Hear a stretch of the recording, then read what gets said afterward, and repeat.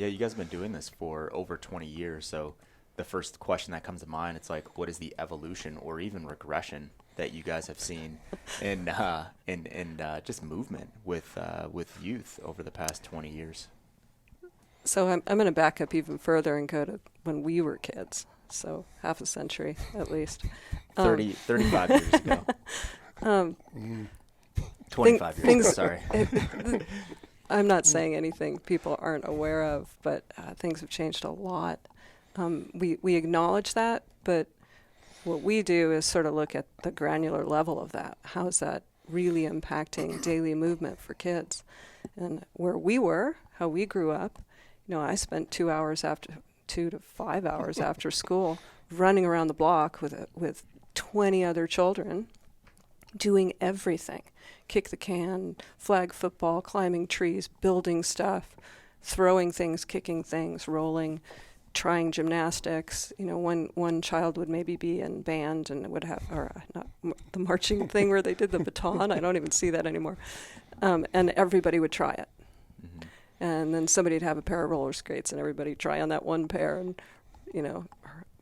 it was a massive time that kids had to move and play, and the psychosocial benefits just beyond the movement were huge, and we're just discovering now, because it's leaving, how important that was. So let's get now to, we open a gym and we see where kids are. And we saw there were some gaps in sort of the variations of movements that we thought of as basic, like could they do push-ups, could they do sit-ups? And at that time, some of the, I think it was Cooper, what's the test that they use all the time in the schools? Is it Cooper?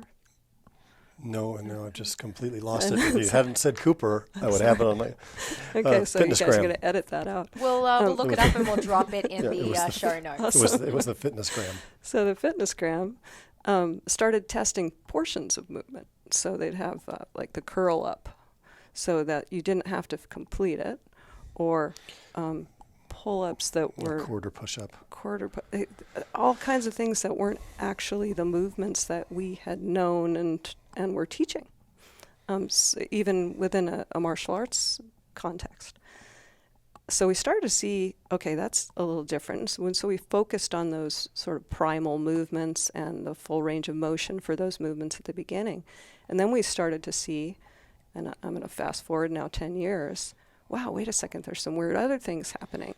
That assumptive movements like skipping or jumping jacks or jumping and landing patterns where kids could not initiate with both feet and land with both feet simultaneously. That they had this stutter step in the initiation and a stutter step in the land. And it was between about 2010 and 2012, that became more prevalent than the opposite. So we saw more of that than we saw the ability to jump and land simultaneously. What's going on?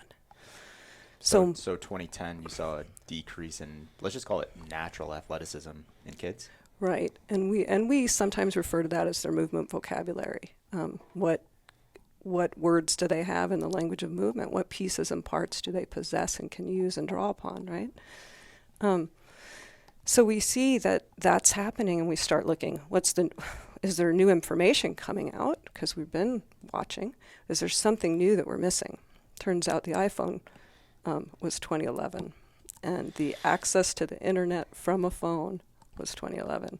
So there's a lot about that we can delve into at another point, but that started to change things. Fast forward again to 2020, 2021, what we're hearing, because our personal gym, we closed in 2018, and now we have labs around the world and then are in contact with hundreds of other coaches, and what they're telling us now is it's running. That running is unnatural for many kids that are coming into their programs, and that's stunning and scary. So we look at this as a project to make sure that we're giving our kids a full movement vocabulary, and we start that with the basic pieces and parts of movements to support progression in the movement. We call those movement skills, and in that way we address address what we call the movement gaps, which are these patterns we're talking about that where they're missing patterns. I think that what you see is also an evolution of how we teach. So how we teach the movements came out of our experience with martial arts and having we had a huge kids martial arts, 40 to 50 kids in every class, and how you teach a child became very different than how you teach an adult, and how you explain what needs to happen. And so early on, 2000 to 2010, 2012, the framework was this idea of where do you start, where do you go to, where do you finish? So we would teach the kid, we're going to squat. This is what where you need to squat. So here's where your feet need to be. This is what you need to stand, run outside, come back, replicate that over and over again so that they have that. This is where you go to. We teach the bottom of the squat. Now you move between those two things and then you stand back up. What happened in 2012 was stunning because kids could no longer hinge. So if they can't hinge, they don't send their hips back when they squat, and you can't get to from here to there in the right way. And so we start having to do what Mickey says, move to breaking the movement down even further. So how do we teach pieces and parts of the movements, which is the movement skills, like how do you hinge? How do you get a kid into a neutral spine even? All of we have 12 to 15 movement skills that are necessary pieces and parts of full movements or movement patterns, and that was directly associated. That kind of breakdown, that kind of change, was directly associated with not just seeing one or two kids coming in who couldn't do it, but seeing now when kids walk in the door, 90% of them, can't hinge. 90% of them, when they squat, the knees fold in until they touch and their backs curl. So we need to teach them how to get into the right positions so they can move correctly. And all of that has implication. All of this loss of the natural movement vocabulary, these movement gaps, has implications not just on sport. You can see the rise in sport injury. If a kid can't doesn't know how to side shuffle correctly or run correctly, when they're playing football, what happens? They're more apt to injury. They can't. The movement vocabulary is something's reactive in the world. So I'm in a sport where something's reactive, and I reach back unconsciously and react to that in the proper way. Well, that doesn't happen when you have big gaps in how you're going to move.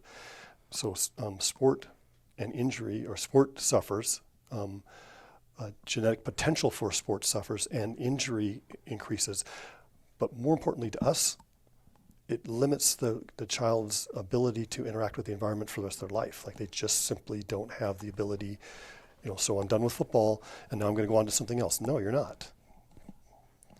Yeah, it's interesting that you guys say you guys keep using that word teach, teaching movement, and and I've reflected on this quite a few times back in when I was a kid, right? It was I don't remember anyone ever having to teach me or my peers how to run, right? Yeah.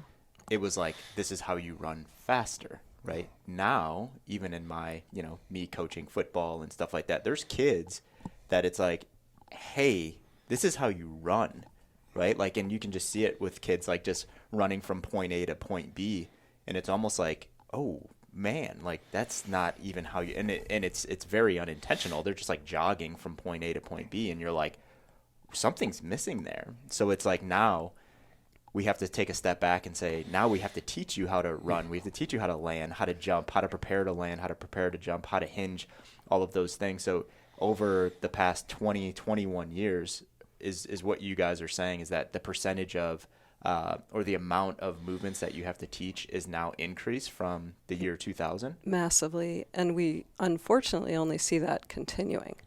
Mm-hmm. One of the big pieces here is play. And what you're talking about, no one had to teach you because you learned by doing. Mm-hmm. And the key things from the idea, the theory of play as it applies to what we're talking about here, are exploration and experimentation. So you had the chance to explore and experiment. So you tested it. You know, you figured it out yourself. And I mean, optimally, wouldn't it be cool if more than 1% of families could get their kids out there and just play together all the time, or make sure that that was happening? Unfortunately, it's not the reality. Like, we'd love to say, that's a great answer. And we get people in our feeds sometimes sort of scolding us for, why are you teaching kids this? They just need to go outside and play. Well, yeah, they do. That would be awesome. They definitely need to go outside and play. Yeah. And we are complete advocates of that. But without that happening in the way that we'd love to see it happening, somebody has to step in. Somebody has to say, hey, there's another way to get these beautiful outcomes that we want. And that's, you know, formal strength and conditioning education and training with a qualified coach who can, I think that can bring that along. Yeah. The other point to that is I feel like, you know, we're the only people doing this.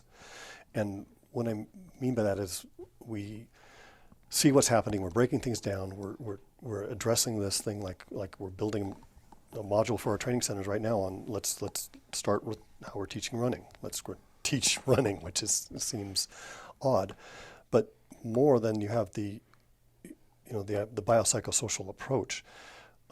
When you see somebody generally addressing, like, you know, kids can't run well, what they want to get them on the speed and agility ladders. So it's like, hey kids, this is how you run. Now we're on the speed and agility ladder.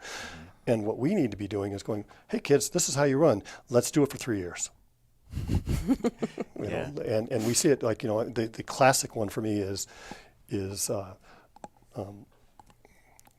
I've got a brand new kid. He's 8 years old. He's been with me a month, and now we're snatching. Well, why?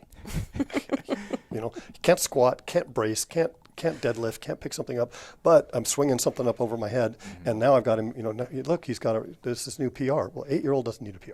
Yep. 8-year-old needs to set his movement patterns correctly and move correctly, and then, you know, when he gets into the early teen years, he can set his PRs.